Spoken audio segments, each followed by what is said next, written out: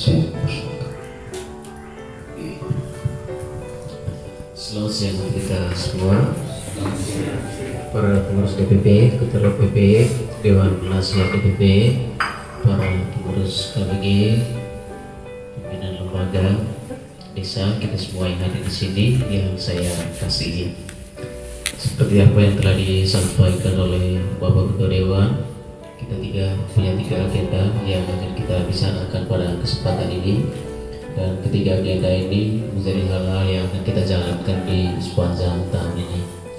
Dan yang paling pertama, kita dalam konteks keuskupan dan juga gereja lokal kita membingkai seluruh tahun ini dalam bingkai tahun pastoral pariwisata.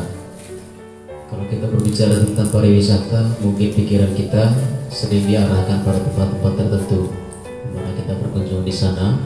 Tetapi dalam konteks wilayah kita berusaha untuk melihat dan juga menimbang kembali nilai-nilai tradisi yang muncul dalam budaya-budaya kita, dalam kebiasaan-kebiasaan lokal kita. Itu pariwisata dalam konteks kita. Kita berusaha supaya setiap ritus-ritus atau juga tradisi-tradisi yang kita punya dalam wilayah-wilayah kita, dia selalu dijalankan bersama dengan kekuatan Injil.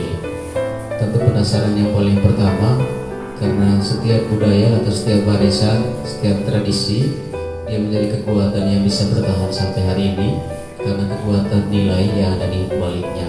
Saya kira ini sama dengan konteks gereja, Alkitab yang kita yakini. Dia sudah menjadi kekuatan yang diwariskan dari ribuan tahun yang lalu saat bertahan sampai hari ini karena kekuatan nilai yang ada di dalamnya. Demikian juga dalam ritus-ritus kita. Dan lebih dari itu, kita berangkat dari pengalaman-pengalaman bagaimana ada satu kemunduran dalam konteks pemahaman tentang budaya dan secara khusus berkaitan dengan nilai-nilai budaya dalam kehidupan kita saat ini. Saya secara pribadi melihat ada banyak ritus budaya yang dibuat, tetapi seringkali kurang dimaknai atau maknanya kurang dihayati, maknanya semakin memudar. Dalam 1-2 minggu ini saya berjalan dari rumah gendang ke rumah gendang. Saya menemukan bagaimana kebanyakan orang tua tidak juga mampu untuk memberikan suatu pemahaman tentang ritus-ritus adat secara utuh. Saya pernah bertanya, kira-kira kalau mulai torong, cepa, mulai torong. Saya ketemu di rumah-rumah gendang, kalau kan cepa, kema boleh torong, sama terus. Kalau mungkin tambangan, kebun tambaran, itu boleh cepa. Padahal dua cara yang berbeda. Itu menjadi satu tanda yang sederhana yang mengatakan bagaimana kebudayaan dengan kekhasannya masing-masing, tapi karena perkembangan zaman saat ini sudah pudar maknanya. Yang kedua, seringkali ritus adat menjadi ruang percekcokan dalam konteks kita saat ini. Namanya pengalaman bagaimana rumah-rumah gendang ketika diacarkan dibuat acara adat, ujung-ujungnya karena termakan oleh kemabukan, lupa dengan makna caranya dan terjadi percekcokan. Dan yang ketiga, ada banyak cerita tentang kesenian-kesenian budaya bukan menjadi satu ruang keramaian lagi, tetapi ruang untuk pertikaian. Sehingga di sesuatu tempat mana caci, lima caci itu kemana? Mana dalam caci itu menjadi satu ruang perdamaian. Dia bukan menjadi satu ruang perpecahan. Dan yang keempat, partisipasi generasi muda dalam kehidupan berbudaya yang semakin berkurang.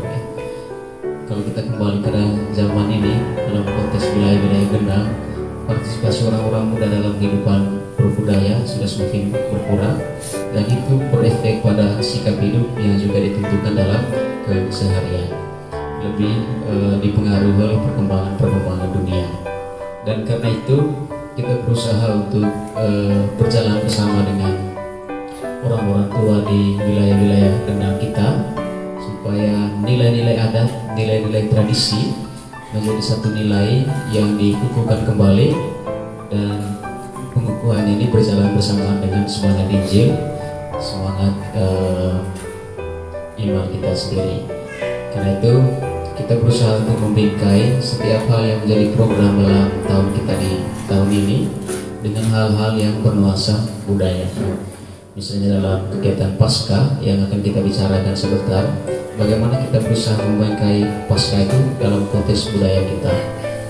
Kalau misalnya hari Jumat Agung, kita coba kembali ke zaman dulu, ada kebiasaan kita untuk lorang. Untuk saat ini kan sudah jarang lagi. Kemudian kita mengisi perarakan itu dengan ronda, hal-hal yang berbau budaya kita bawa masuk ke dalam ritus atau liturgi gereja.